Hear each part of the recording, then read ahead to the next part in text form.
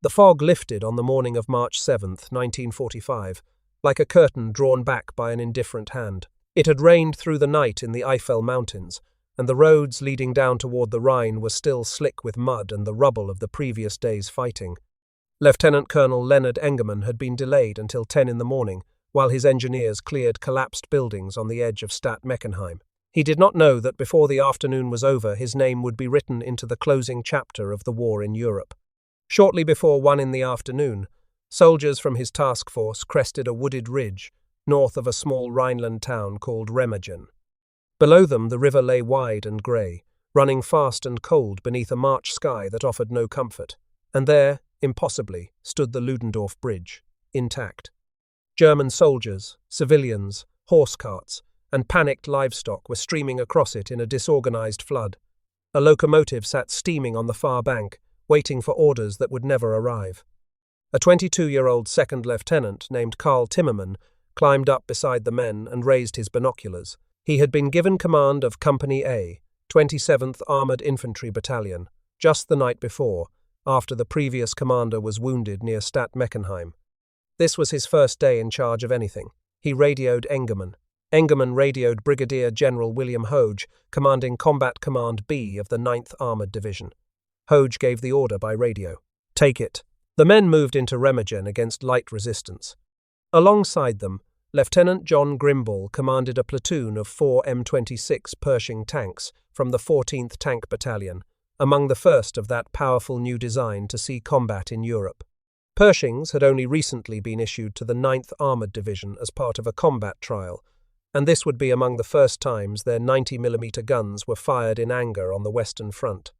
The Volkssturm militia posted at the town square dissolved before them. A single machine gun was silenced by tank fire within minutes. Prisoners taken on the outskirts said the bridge would be blown at 4 in the afternoon.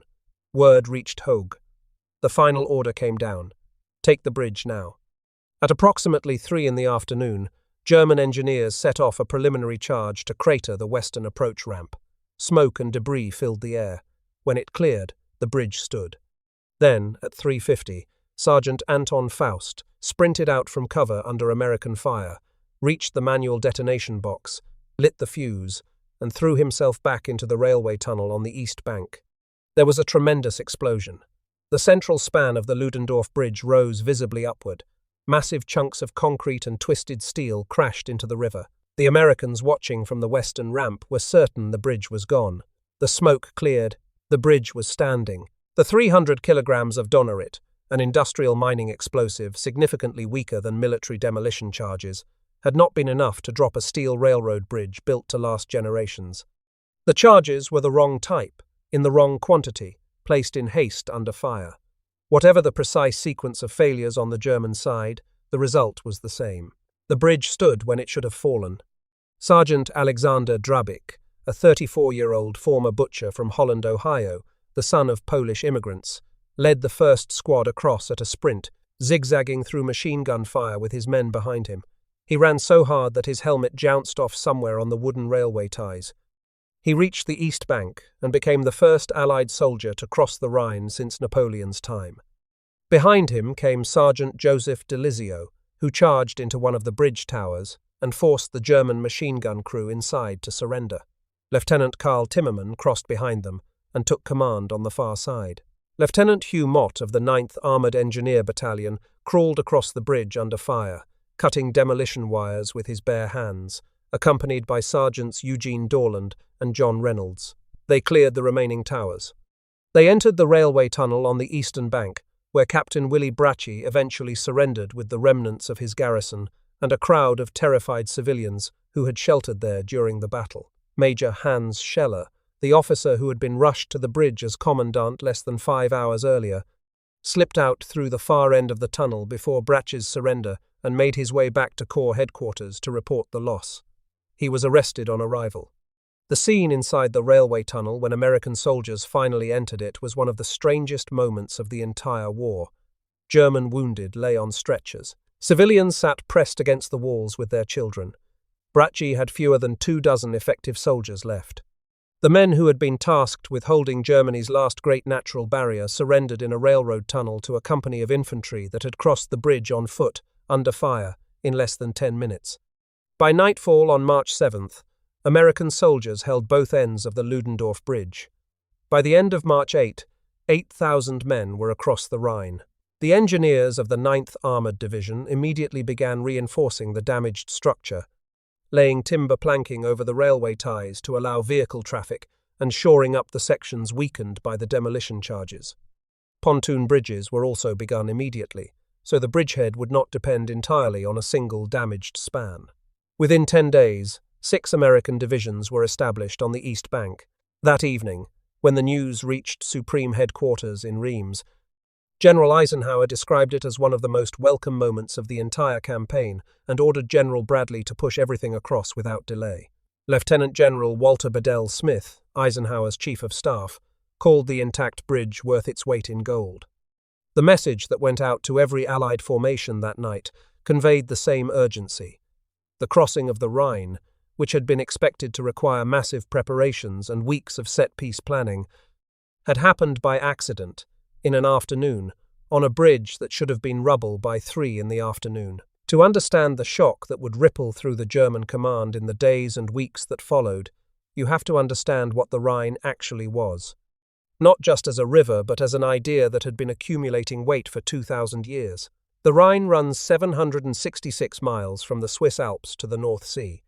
At Remagen, the Ludendorff Bridge spanned just over 1,000 feet between its stone towers, crossing a river roughly 980 feet wide at that point. The current runs fast enough to make unsupported infantry crossings extremely dangerous, and the banks in many places rise steeply into vineyard and forest. The United States Army Corps of Engineers, surveying it in early 1945, declared it totally unfordable even at low water. Every crossing point required bridges, boats, engineering, and time. Julius Caesar first bridged the Rhine in 55 before the Common Era, a feat he accomplished in 10 days using trestle piles driven into the riverbed, and which he described in his own writings with unmistakable pride. The Romans then built their famous northern frontier along the river, a chain of forts and watchtowers they called the Limes, separating the empire from what they described as the wild and ungovernable Germans beyond. That line held, more or less, for 4 centuries. When it finally broke on the last night of the year 406 of the Common Era, when the Vandals, Alans, and Suebi crossed a frozen Rhine near Mainz in a catastrophic surge, the Roman Empire in the west began its final unravelling. For the German people who came after, the Rhine was not merely a border inherited from Rome. Medieval emperors were crowned along its banks. Gothic cathedrals rose above its cliffs. The river runs through the Nibelungenlied, the great German heroic epic of the 12th century, as the backdrop against which Siegfried is betrayed and the treasure of the Nibelungs is swallowed by the waters. It flows through the poetry of Hölderlin and the operas of Richard Wagner. Generation after generation, the Rhine was the answer to the question of where Germany began and the foreign world ended. In 1840, when the French Prime Minister Adolphe Thiers publicly revived the old French claim to the Rhine as France's natural eastern boundary, a young Swabian merchant named Max Schneckenburger, then living in Switzerland, wrote a poem in response. He called it Die Wacht am Rhein, the watch on the Rhine. The verses asked who would stand guard over the German river against foreign invasion, and answered with a solemn pledge, Dear fatherland, no fear be thine, firm stands the watch along the Rhine. When composer Carl Wilhelm set it to music in 1854, about 5 years after Schneckenburger's death, the song became something close to a second national anthem. German troops sang it marching into France in 1870. They sang it again in 1914. It was played at rallies, in schoolrooms, at state funerals. By 1944, it had been woven so deeply into German national consciousness that when Adolf Hitler chose a cover name for his last great offensive in the Ardennes, he reached for those words. Operation Watch on the Rhine. He chose the name deliberately. He meant to invoke the promise the song contained, that the Rhine would hold, that it had always held, that it would hold again. He was wrong, but in the winter of 1944-45, almost no one in Germany yet knew it. To understand why the river fell so quickly, you must first understand the condition of the Reich that was trying to defend it. 6 months before the events at Remagen, in September of 1944, The war in the West had come very close to ending in a single stroke. Field Marshal Bernard Montgomery launched Operation Market Garden, an audacious attempt to seize a chain of bridges across Holland and vault the Rhine at Arnhem. It had failed. The British 1st Airborne Division was shattered at Arnhem. The Rhine remained intact. The Allies, short of fuel and still fighting to open the port of Antwerp, settled into a grinding autumn and winter campaign through the Hürtgen Forest and Lorraine, where American divisions bled for weeks to take forests and ridgelines that offered no decisive advantage. Then, on December 16, 1944, Hitler threw his last strategic reserve into the Ardennes. The offensive he had personally designed, which his generals had warned him was impossible, crashed through the thinly held American lines in Belgium and Luxembourg and drove nearly to the Meuse River. For a moment, in the snow and fog of that terrible December, the gamble seemed to be working. But the 101st Airborne Division held at Bastogne. The weather cleared on December 23rd. Allied air power returned to the skies and annihilated the German columns. By the end of January 1945, the bulge had been erased. The cost to Germany was catastrophic. Between 80,000 and 100,000 casualties, hundreds of irreplaceable tanks and armoured vehicles, virtually the last of the Reich's fuel reserves. The Wehrmacht that limped back across the German border in early 1945 was no longer capable of sustained offensive action anywhere. It was an army that had spent its last resources on one desperate gamble and lost. And now, in the late winter of 1945, the Allied machine that had been assembling for years was ready to deliver the final blow. 73 divisions stood along a 450-mile front from the North Sea to the Swiss border, a number that would grow to 90 by the end of the campaign. Behind them lay an industrial economy producing more aircraft, tanks and trucks in a single month than Germany had managed in the entire year of 1942. Allied air supremacy was so complete that German vehicles moving in daylight were routinely destroyed before reaching their positions. Against this force, the German armies in the West had been reduced through the Rhineland fighting of February 1945 to roughly 26 divisions across 3 army groups, most of them hollowed out far below their authorized strength. The Volksgrenadier formations now consisted largely of older men, recovering wounded, Luftwaffe ground crews repurposed as riflemen, and teenagers drawn from the Hitler Youth. Most panzer divisions had almost no fuel. By the time the Allies reached the Rhine, they had taken an estimated 400,000 German casualties in the Rhineland fighting alone, including approximately 280,000 prisoners. The army defending the east bank of the Rhine in early March of 1945 was not the army of 1940, or even of 1944. It was a ghost wearing the uniform of a once great force. And yet, in Hitler's bunker, and in the propaganda broadcasts reaching the German civilian population, the myth held. The Rhine would stop the Allies. It always had. The German defensive plan for the Rhine was, on paper, comprehensive. In reality, it was a study in self-deception built on collapsed institutions and counterfeit authority. Field Marshal Gerd von Rundstedt was nominally in command in the West. Behind him, Field Marshal Walter Model commanded Army Group B, responsible for the central Rhine, including the area around Remagen. Model was Hitler's most trusted commander on the Western Front, a ferocious and relentless soldier who had repeatedly stabilized crumbling situations through sheer force of will. He had earned the nickname the Führer's fireman, but even Model could not manufacture ammunition, fuel, or trained soldiers from nothing. At Remagen specifically, there were no anti-tank ditches protecting the approach roads, no minefields, and roadblocks so casually positioned that a vehicle could easily bypass them. German defensive doctrine traditionally placed forces forward, in depth, with reserves echeloned behind. By March of 1945, there were no forces to place anywhere, and no reserves behind them. The Volkssturm had been decreed into existence by Hitler on October 18, 1944, conscripting every able-bodied male between 16 and 60. Each man received a black armband bearing the words Deutsche Volkssturm Wehrmacht. Weapons were whatever could be found: captured Soviet rifles, improvised stamped metal machine pistols, or, for many men, simply a single Panzerfaust and an oath. Command authority over the Remagen Bridge had been shuffled between 4 different headquarters in the preceding 48 hours.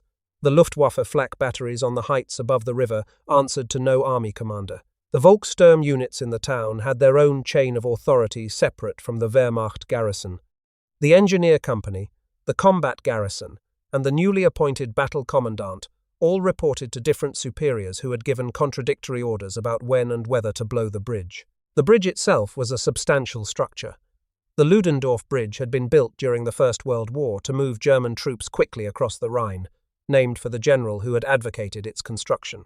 It was a railway bridge, with thick stone towers at each end, 2 further towers at the river's edge, and a steel arch that carried 2 railway tracks across the span. It had been designed for military weight loads and built to last decades.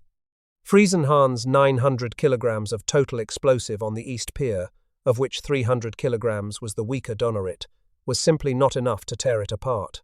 And then there was the demolition order itself, perhaps the most consequential single directive issued in the final year of the war in the West. In October of 1944, an American bomb had accidentally detonated pre-positioned demolition charges inside the Mulheim Bridge in Cologne, destroying the structure before the Germans intended. Hitler, furious at the premature loss of a Rhine crossing, had immediately issued an order that no bridge could be wired or detonated without written authorization from the senior officer of the defensive sector, and only when the enemy was confirmed within 8 kilometers. An officer who blew a bridge too early faced court-martial and possible execution. An officer who failed to blow it in time faced the same fate. Every engineer officer at every Rhine bridge now lived at the intersection of 2 threats, with no safe path between them. The order, designed to prevent accidental destruction, had instead paralyzed every man with responsibility for the bridges. And that paralysis, on the afternoon of March 7, 1945, was the gap through which the Americans walked. At Remagen itself, on the morning of March 7th, the human reality of this collapse was visible in the officers responsible for the bridge. Captain Willy Bratke, a Luftwaffe officer who had been wounded 3 times on the Eastern Front and held 2 Iron Crosses, commanded the bridge's combat garrison. His direct force consisted of a convalescent company of 36 men, most of them recovering from wounds and some medically unfit for frontline duty. Captain Karl Friesenhahn, a 50-year-old veteran of the First World War, commanded a company of roughly 120 engineer reservists responsible for preparing the bridge's demolition. He had requested 600 kilograms of military-grade explosive for the demolition charges. He received 300 kilograms of Donnerit, an industrial mining compound significantly weaker than military demolition charges. Major Hans Scheller, 32 years old, had been appointed combat commandant of the Remagen bridgehead at 1:20 in the morning of March 7 by his corps commander, General Otto Hitzfeld, who realized no proper commandant was in place. Scheller arrived at the bridge at approximately 11 that morning, with 8 men and a single radio, to take command of a garrison he had never seen, defending a bridge he had never inspected. With demolition charges he had no authority to trigger. For the next 10 days after the bridge was taken, the Germans threw everything they possessed at it. Artillery pounded the structure and the bridgehead around the clock. The Luftwaffe launched 367 sorties, including attacks by Arado R-234 jet bombers, the world's first operational jet bomber type, making some of their last meaningful combat strikes of the war. German frogmen attempted to swim the fast current and attach explosives to the piers. A Karl Gerhardt siege mortar, firing shells weighing over 2 tons each, was brought into range and directed at the bridgehead. And on March 17, a German rocket battery stationed at Hellendoorn in the Netherlands, nearly 200 kilometers away, fired 11 V-2 ballistic missiles at the bridge. It was the only time in the war that the V-2 was used against a tactical battlefield target, and the only time one was directed at German-held territory. The closest rocket landed nearly 300 meters from the bridge. Others fell as far away as Cologne, 64 kilometers to the north. None hit their mark. The weapon that had terrorized London proved equally inaccurate when aimed at a fixed point rather than a city. The Americans responded with what observers described as the greatest concentration of anti-aircraft artillery assembled in so small an area at any point in the war. 9 automatic weapons battalions and 4 gun battalions ringed the bridge. Barrage balloons were tethered at multiple altitudes. They shot down a substantial fraction of every German aircraft that approached. On March 17, 10 days after its capture, the Ludendorff Bridge finally gave way and collapsed into the Rhine. The structure had been fatally weakened by the original demolition attempt, by 10 days of continuous artillery fire, by the weight of constant vehicle and foot traffic, and by the stress of nearby explosions. Between 28 and 33, American engineers working to reinforce the bridge were killed in the collapse, and dozens more were wounded. By then, it no longer mattered. 5 pontoon bridges already spanned the river nearby, and the bridgehead on the east bank had grown to roughly 40 kilometers along the river and was held by 6 American divisions. What George Patton did at Nierstein and Oppenheim 10 days after Remagen was an entirely different kind of operation, driven by entirely different motives. Patton had wanted a Rhine crossing badly, and he wanted one before Field Marshal Bernard Montgomery, whose massive set-piece operation, codenamed Plunder, was scheduled for the night of March 23rd. The rivalry between the two commanders had run through the entire Northwest Europe campaign. Patton saw Montgomery's methodical approach as timid. In the third week of March 1945, Patton's impatience handed the Allies a second Rhine crossing before the first was 10 days old. The most logical crossing point for Patton's Third Army was the city of Mainz, downstream from his position, and the Germans had reinforced in that direction. So Patton ordered a loud and conspicuous feint toward Mainz, complete with artillery fire and visible engineer activity, while the real crossing went in 10 miles upstream at the small wine town of Nierstein, with a companion crossing at neighboring Oppenheim. The 5th Infantry Division, known as the Red Diamond, veterans of numerous river crossings in France and Germany, was chosen for the assault. Major General Stafford Leroy Irwin, the division commander, had less than 24 hours to plan the operation. Patton told him directly, "Every day we save means the savings of hundreds of American lives. We can take the Rhine on the run."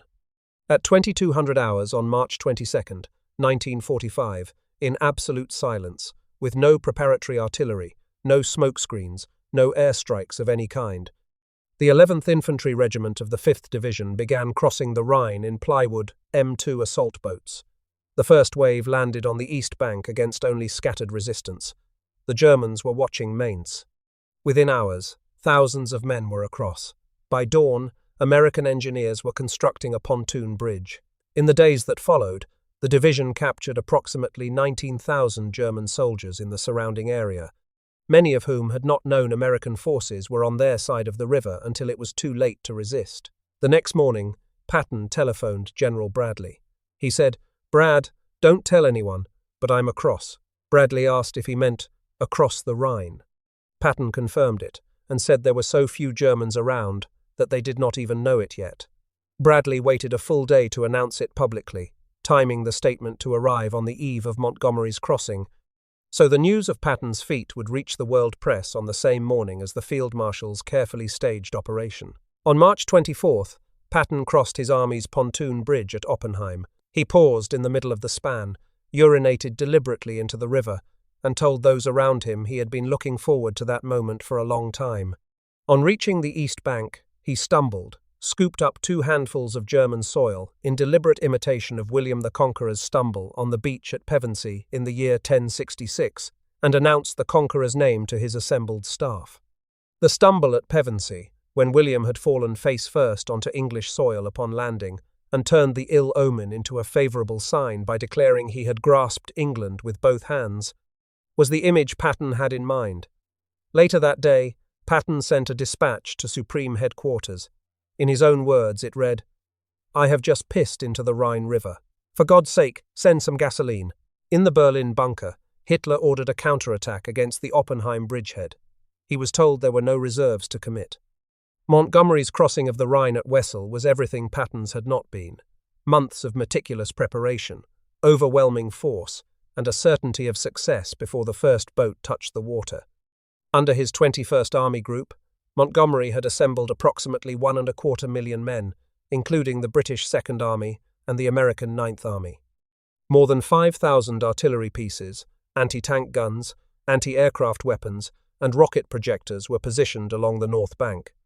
A smoke screen stretching more than 60 miles was laid continuously for 7 days before the assault, from March 16th to the evening of March 23rd, blinding German observers on the east bank. Thousands of tons of bridging equipment had been hauled forward over weeks. Specially adapted amphibious vehicles waited in concealed positions along the bank. At 9 in the evening on March 23rd, after a 4-hour bombardment and heavy bomber attacks on the city of Wesel. The 51st Highland Division's 7th Battalion of the Black Watch crossed the Rhine at Ries in the first assault wave. Within hours, British and American corps were on the east bank along a 22-mile front, pushing against the depleted German 1st Parachute Army. The two American assault divisions, the 30th and the 79th, lost a combined 41 killed and roughly 450 wounded in the actual river crossing. The fortified barrier presented to the German people as their ultimate shield barely slowed the attackers. Then, at 10 in the morning on March 24, 1945, the sky over the Rhine darkened with aircraft in a way that no one watching from the ground would ever forget. The last great airborne operation of the Second World War had begun. The British 6th Airborne Division and the American 17th Airborne Division, under Major General Matthew Ridgway's 18th Airborne Corps, descended on the east bank east of Wesel. They were carried by more than 800 C-47 transport aircraft, 72 C-46 Commandos, over 900 American gliders, and several hundred British aircraft towing 420 British gliders. 2,100 fighter escorts covered the entire column. The armada took more than 2 hours to pass any single point on the ground below. It was the bloodiest single day in the history of Allied airborne operations. 80 aircraft were destroyed, including 19 of the 72 C-46 Commandos, which proved catastrophically vulnerable to ground fire due to their fuel tank design. Hundreds more aircraft were damaged. The American 17th Airborne suffered roughly 430 killed, 834 wounded, and 81 missing. The British 6th Airborne paid a comparable toll. Nearly 17,000 paratroopers had been dropped, and the price in blood was the highest any airborne operation in the war had cost in a single day. 2 Americans earned the Medal of Honor on March 24th during Operation Varsity. Private First Class Stuart Stryker of the 513th Parachute Infantry Regiment charged a fortified farmhouse east of Wesel under devastating fire, drawing the enemy's attention long enough for his unit to overrun the position and capture more than 200 German soldiers. He was killed 25 yards short of the objective. He was 20 years old.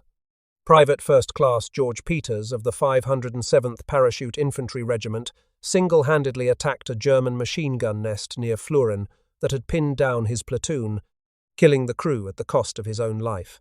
A third Medal of Honor from the same operation was earned 4 days later on March 28th, when Technical Sergeant Clinton Hedrick of the 194th Glider Infantry Regiment led a series of attacks at Lembeck Castle that broke German resistance in the area. Decades after the war, the United States Army named its family of wheeled armored vehicles the Stryker, honoring 2 unrelated Medal of Honor recipients who happened to share the same surname. Private First Class Stuart Stryker of the Second World War and Specialist 4 Robert Stryker, killed in Vietnam on November 7, 1967. By nightfall, on March 24th, the Rhine had been breached in 4 places along a front of more than 100 kilometers. The river that had resisted every invader for 20 centuries had been crossed at 4 points in 17 days by an army moving faster than anyone on the German side had believed possible. On the German side, the reckoning that followed the fall of Remagen arrived with the speed and brutality of a system consuming itself from within. Hitler had authorized the Flying Special Court Marshal West on March 10, 1945. The tribunal was headed by Lieutenant General Rudolf Hübner, a decorated Eastern Front commander with no legal training whatsoever. Hübner arrived at Army Group B headquarters on March 11th, prepared to try and sentence men within hours of hearing evidence, with no defense counsel, no established rules of procedure, and no avenue for appeal. On March 13th, in the woods outside Rimbach, in the Westerwald, Major Hans Scheller, 32 years old, who had arrived at Remagen less than 5 hours before the Americans appeared on the ridge above the town, was taken from custody and shot. Lieutenant Karl-Heinz Peters, an anti-aircraft officer who had been crossing the bridge with an experimental rocket launcher at the time of the American assault, was executed at the same place on the same day. The following day, March 14th, at the town of Oberursel, Major Herbert Strobel and Major August Kraft, engineer officers held responsible for the demolition failure, were executed in the same manner. Each man had been given a proceeding lasting, in some cases, less than an hour. None had meaningful legal representation. None had been in a position to alter the outcome of events on March 7, 1945. The decisions that doomed them had been made weeks and months earlier, in procurement offices that sent Friesenhahn industrial explosive instead of the military charges he had requested, in the command structure that had placed a garrison of convalescents and Volkssturm on the most critical bridge in Germany, and in Hitler's own demolition order, which had paralyzed every engineer with a threat he could not escape, regardless of what he chose to do. General Richard von Bothmer, the battle commandant of Bonn, was tried separately and sentenced to imprisonment. Before the sentence could be carried out, he seized a pistol from a court official and shot himself on March 10, 1945.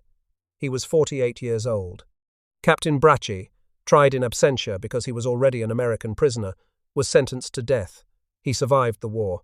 Captain Friesenhahn, also in American custody, was acquitted. The court accepted that he had done everything circumstances had permitted. After the war ended, in 1966, a regional German court at Landshut reviewed the cases of all the officers executed by Hübner's tribunal and formally acquitted each of them posthumously. What the German legal system took 21 years to acknowledge, most historians have acknowledged without hesitation.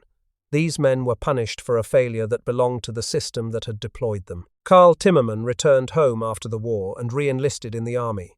He served in Korea with the 7th Infantry Division and landed at Incheon in September of 1950. The following year he was evacuated back to the United States, suffering from cancer. He died on October 21, 1951, at Fitzsimons Army Hospital near Denver, Colorado. He was 29 years old and was buried at Fort Logan National Cemetery. He had been born in Frankfurt am Main, the son of an American soldier who had served in the Rhineland occupation after the First World War, and a German woman he had met and married there. The family had returned to Nebraska in 1924, when Karl was 2 years old. He grew up in West Point, Nebraska, enlisted after Pearl Harbor, and was commissioned as an officer in 1943. When he crossed the Rhine at 22, he crossed in the direction his father had come from a generation before, into the country his mother had left behind. The war that his father's generation had failed to end was the war that consumed his generation too. He got across the river. He did not get much further. Alexander Drabik had been decorated with the Distinguished Service Cross for his role at Remagen, which was awarded to him on August 18, 1945. He returned to Holland, Ohio, and went back to work as a butcher. He gave interviews across 5 decades, and always described that afternoon on the bridge the same way. He had not been thinking about history or rivers or the fate of empires, he said. He had just been running and trying not to get hit. An Ohio historical marker was dedicated in his honor in Holland, Ohio, in May of 2011, recognizing his role as the first Allied soldier to cross the Rhine. In late September of 1993, while driving to a reunion of his 9th Armored Division veterans, he was killed in a traffic accident. He was 82 years old. The 2 stone towers of the Ludendorff Bridge still stand at Remagen. Since 1980, they have housed the Peace Museum at the Bridge of Remagen, established in memory of all those who died there, on both sides of the water. What came after the Rhine crossings unfolded with a speed that left German commanders unable to respond coherently. By March 25th, First Army was breaking out of the Remagen bridgehead. It advanced 12 miles on its first day of exploitation and 20 on its second. Infantry soldiers climbed onto Sherman tanks rather than wait for trucks. The Third Corps alone took 17,000 prisoners on March 26th. By March 28th, lead elements were at Marburg and Gießen, 80 miles from the river they had crossed 3 weeks earlier. On April 1st, 1945, Easter Sunday, the pincers closed. The First Army driving north out of the Remagen bridgehead and the 9th Army driving south out of the Wesel bridgehead met near the town of Lippstadt. Field Marshal Walter Model's Army Group B, comprising elements of 19 divisions and approximately 317,000 soldiers, including 26 generals, was encircled in the Ruhr industrial region. It was the largest German pocket captured on the Western Front in the entire war. The industrial heart of the Reich, which had produced a third of Germany's coal and a significant portion of its steel output, was cut off from the rest of the country. Whatever the German war machine might have produced in the remaining weeks of the war, it would produce nothing from the Ruhr. Within the pocket, resistance collapsed in stages. Entire formations surrendered without firing a shot. Individual soldiers walked out of forests and fields with their hands raised, some still carrying weapons they had not fired in days. The 116th Panzer Division, once among the most feared armoured formations in Europe, surrendered without a single operational tank. By April 18th, organised resistance in the Ruhr had ended entirely. The final prisoner count reached approximately 317,000 men, including 26 generals, the largest German surrender on the Western Front in the entire war. As the Ruhr pocket was collapsing, American forces were also encountering what the Nazi state had hidden behind its military perimeter. On April 4th, soldiers of the 4th Armoured Division entered the Ohrdruf labor camp near Gotha in Thuringia, the first Nazi concentration camp discovered by American forces.